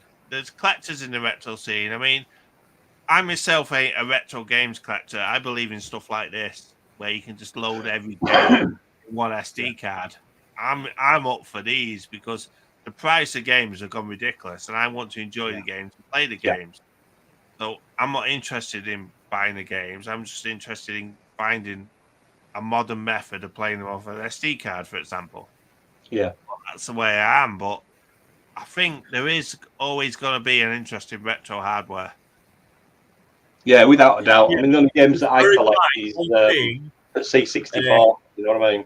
Yeah, what's for youngest calling a retro for them is Xbox 360. That's retro. No. They're interested in Commodore 64s, in Amigas. Yeah, they get to play on them and they like them. That's what it is, honestly. That's good. That's good. I think it will live on. I think people will be watching this in the future when we're all gone and watching this live stream. So, Yeah, they'll be there's watching a hello. it thinking, There's a thumbs what up the to you fuck guys are from they the talking future. about? Yeah. All they're doing is drinking whiskey and getting drunk, but there you go. There's a thumbs up to you, lad, from the future. Oh, there you go. That's what I like about YouTube. What's even more amazing is not the new games that are coming out. It's stuff like the Mega 65 and the ZX Next. Exactly. Yeah. Because they're getting a lot of following behind them now, the pair of them. Yeah. When's your 65 coming, Lee? I believe it's in the next batch, so it should be early June. Ooh. When that lands, Look you. I'm gonna get back into coding on the FPGA. Right. Okay. So That's I'll cool. pick up the Verilog again and the VHDL. Cool. We're going to see some videos out on that. Yeah. I'm Yeah. looking forward. That'll take I'm some too time. excited about it. So, It's Just very before we time go. consuming. Yeah. one last comment. He said it's possible to recreate a similar experience, but those who grew up in the 1980s experienced something that cannot be replicated. Obviously, the change from like 8-bit computers to 16-bit computers. It was a big leap, wasn't it? Obviously, from the Atari to the Amiga. I mean, I can remember seeing my first Amiga, and I thought, "Oh my god, that's amazing! That's game changing! Look at that stereo sound! Look at all them colors on the screen!" And obviously, coming from a Commodore 64, you couldn't compare the two. And obviously, now we've discussed this before, I think, Steve, about you get a PS4, you get PS5. What have you got? You got more shadows and puddles. That's it. You haven't got that big. Cool. You haven't got that big increase anymore. What do you think, No. Dominic? We had leaps and bounds, didn't we, from the beginning? I would say we've been brought up with the era with all been, I would say, evolving, and we've seen the massive difference between my first computer, my home one was Commodore 64. Yeah. When we moved to Amiga, and I'll tell you, we had the Amiga 600, all hated by anybody else's. Like we had the 600, and I absolutely loved that. And the gap between the quality and everything, the graphics, music, and everything, it was absolutely, enormous. Believe me or not, even my parents, we'd been fighting with them. My mom, she used to love to play Super Frog. When she sat at the computer, it was difficult to get to it, and it was absolutely brilliant. Now you're just getting, I would say, a little upgrades between the consoles. In terms of, you can actually see it or spot it, to be honest. I would see the biggest gap. The last time the biggest gap was between PlayStation 1, 2, and 3. Yeah. Maybe I'm wrong, We saw increments, didn't we? Yeah. You moved from ZX81 and it was like, and then you jumped up to 16K Spectrum and it was good. Because you got jetpack and stuff like that, and then you got a 48K, then you got 64, and then you saw these big bounds of evolvements from graphics and sound and stuff like that. But we don't. Like Neil said, all we do now. What's the difference between playing an Xbox One and an Xbox Series X? Puddles. We've got reflections in puddles, and we've got better lighting. But we haven't got a great deal. I mean, you look back in the day when we had PCs, when we were evolving with them, when Voodoo cards were coming out.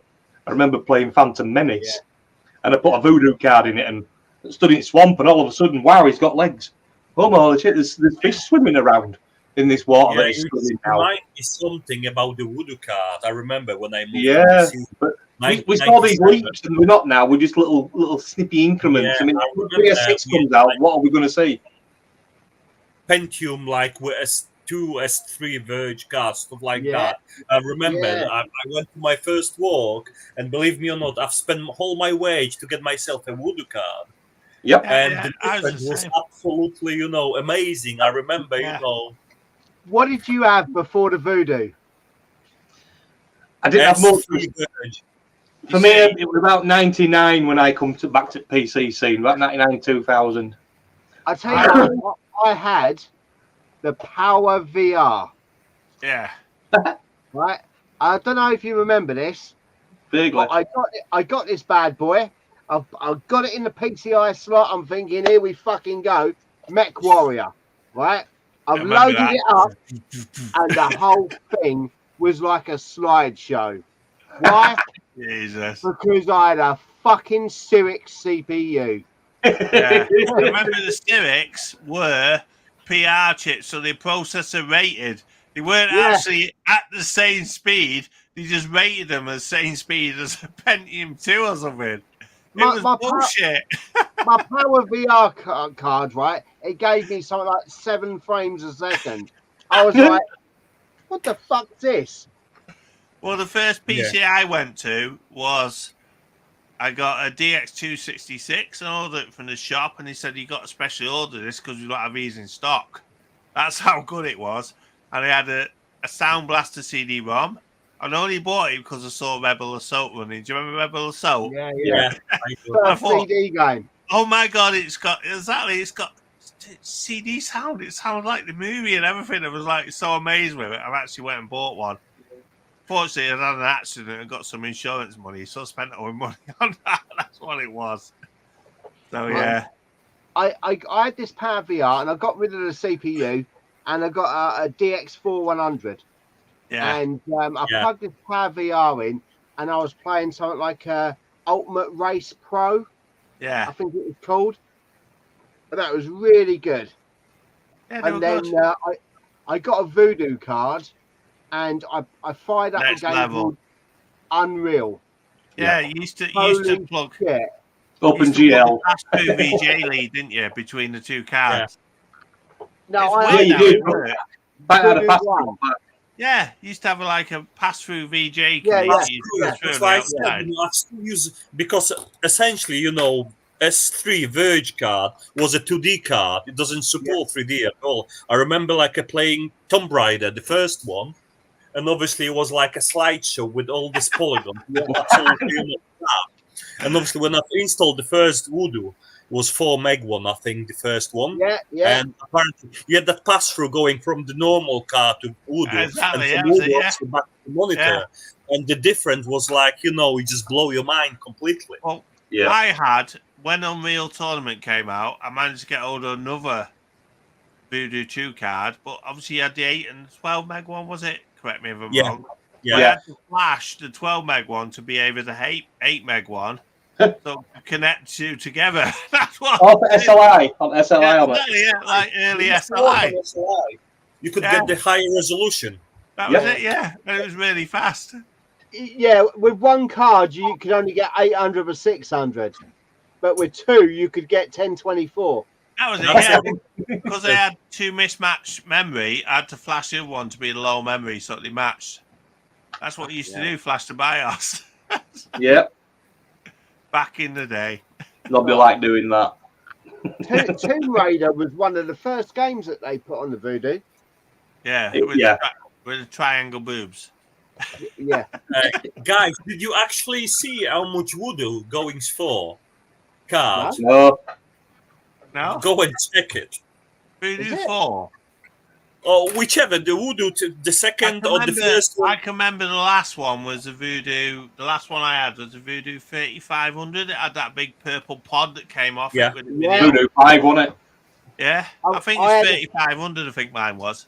I had a The Voodoo card going for really silly money. You wouldn't believe it. Yeah. Go on. Go on, how much? I bet about 3 to 500 quid. Jesus. I better have a look. I think I've still got a couple of Voodoo 2s around. There you go. It's time to gold mine again. Find them. Can I have one? Send them me. In there again. He's Sir on it. Sir on me commented just put my Voodoo 2 with DVD player. He sits in its box right beside me. There you go. Looks on eBay. Yeah. You know, I've checked that other day, some time ago, and you know they just going for absolutely silly money. Yeah, they are. Bloody hell. It's crazy, isn't it? Way some retro stuff just goes crazy Same money. like myself, you know, when we moved to like a PC scene, you know, when I've started doing on the fast track on the PC, and you know, to go for other demo scenes, to have a Gravis Ultrasound music card. Yeah. They were really awkward to set, but they were absolutely brilliant. They, you know, they were miles more better than literally, you know, the Sound Blaster by the day. You know, we're talking about 1996, 1997, something like that. And just check how much they're going for. The, you know, Gravis Ultrasound cards going for. It's absolutely amazing. I remember you know, the Gravis ultrasound cards.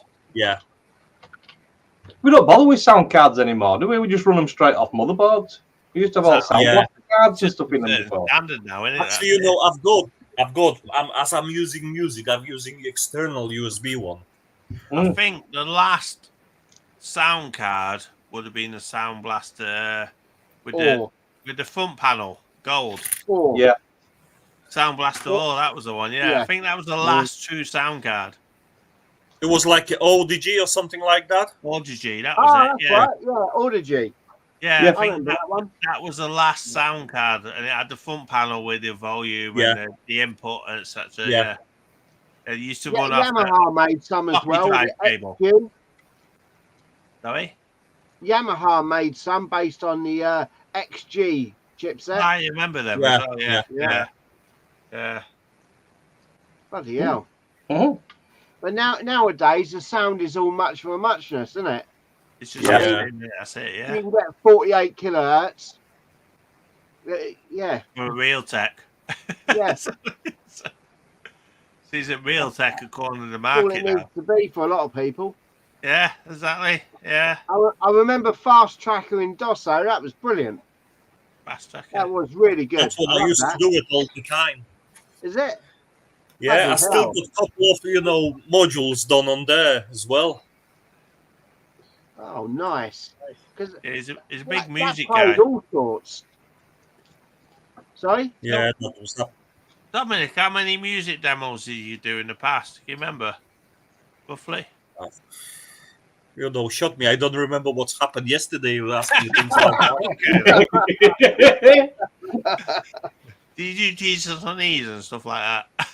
No, I wasn't that, you know.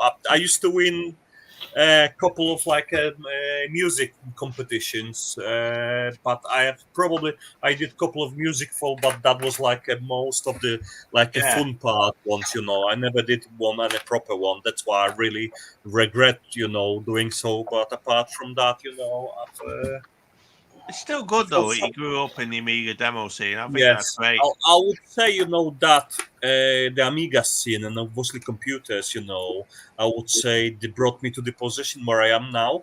Yeah. I would say it does affect my, obviously, everything what's happened back in there, and I would say a lot of what's happening now.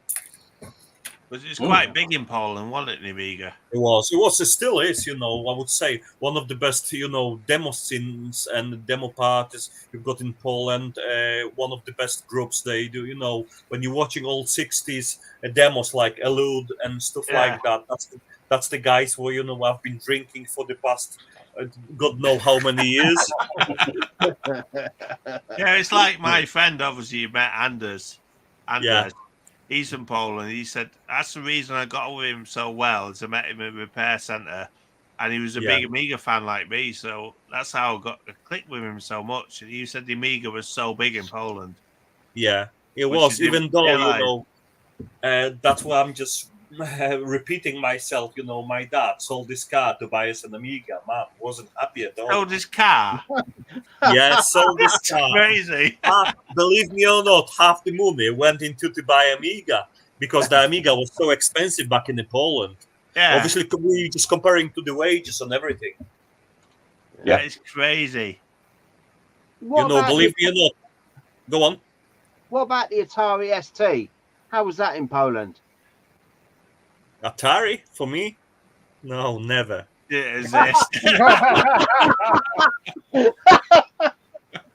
We had that fight. Believe me or not, Lee, we had that fight all the time within Commodore Amiga fans, and we always call Atari. He just needs more coal, to run it, more, if you know what I mean.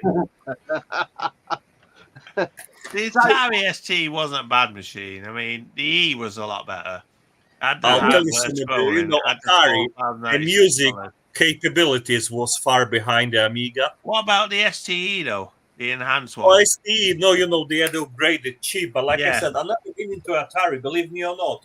The first time I've used Atari was 1990 somewhere, when that was the first computer and my friend got, that was Atari 800 XL. And after that, we got ourselves Commodore, and we went to Amiga, Amiga demo scene. And last time I've used Atari was on my Mister. Yeah. And that's it. I've loaded a couple of games. When I heard the music, I switched this thing off straight away. Because the STE was a bit more like Amiga. It was, but apparently, it was. He had more like Amiga chips, but the hardware scrolling. There's no many actually software using it. Yeah, as far as I know. Like I said, don't go Atari fan, but it's just. If they'd allowed Jack Trammell to do what he wanted to do with that ST, it would have given the Amiga a run for its money.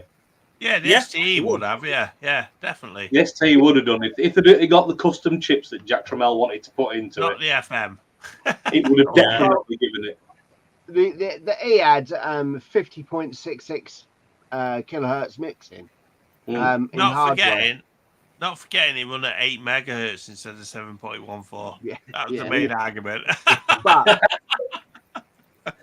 the main thing to take away from this, right, is, and this is important, Dominik, is the Amstrad was like a really, really shit Atari. Right. So think of how bad you see an Atari, and then look at an Amstrad. Right. It's even worse. Obviously, Atari's used Amstrads, but Lee absolutely hates them. Right. All right. I know, as far as I remember, Amstrad was like a clone of Spectrum. Am I right? Yeah, sort of. Well, he bought them, didn't he? Alan Sugar bought them, and that's where Amstrad name come. If you do, Dominik, you know where that name comes from? No, I'm not sure. I know there's Alan Sugar after The Apprentice. It's Alan Sugar Trading. Yeah, that's Alan Michael Sugar Trading. That's it. Yeah. Right. I did never follow that. I know a bit of a story behind the, Spectrums. Sinclair, I know that, but I never really. As far as I know, only the Amstrad was like a cheap knockoff of the Spectrum, and that's it. What I know. Yeah. Well, when Spectrum sort of started failing and going bankrupt, then Alan Sugar bought into them and changed it into Amstrad. Right. You look at the Spectrum Plus 3 with the disk drive, and you open it up, then it's got an Amstrad board in it. You look at the later Plus 2s, you open them up, and it's got an Amstrad board inside. Two different. Well, you got the grey one and the black one, haven't you? Right. Yeah. There were the greys and there were blacks, but the blacks also had some of the Spectrum boards and some of the Amstrad boards. The Spectrum, I'd rather have a Spectrum than an Amstrad.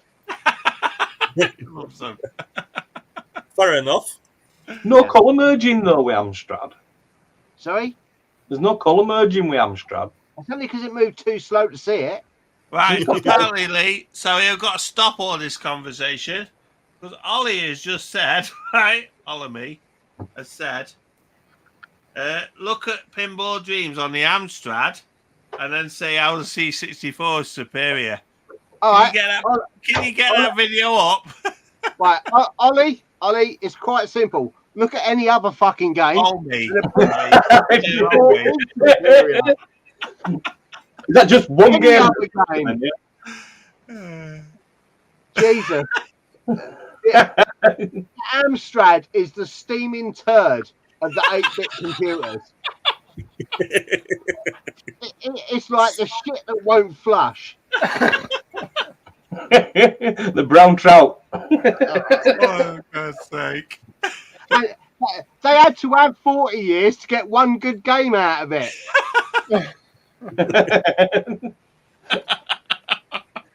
That's how bad it is. Jesus, Lee.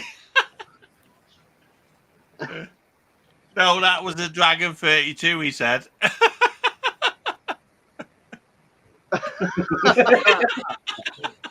The Dragon 32 is my first computer, There's and no Cuthbert games. I've got two of those, and fuck all Amstrads. There you go. Oh, Jesus. Right, I think we better call it a day anyway. It's like 9:30. So Okay. thanks all for watching. Thanks for joining us, Dominic. Thank you very much for having me It's been here. a pleasure having you here. It's been a laugh, like I said. Yep. Absolutely brilliant. Thank you all for joining and watching. So we'll see you next time, okay? Okay. Bye, everyone. Thank you. See you, bye. Bye.